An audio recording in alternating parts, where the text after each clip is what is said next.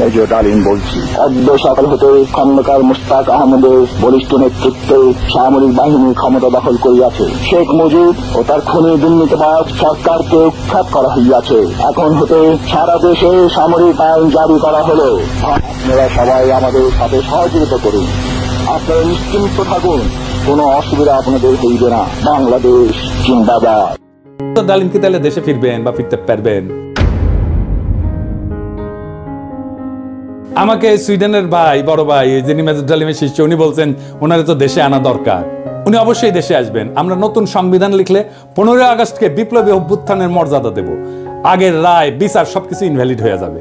তিনি তখনই বীরের বেশে দেশে ফিরবেন। 24-এর বিপ্লব যারা নির্মাণ করছে তাদের অনেকেরই আইডল ছিলেন মেজর ডালিম, অন্তত আমার তো ছিলেনই।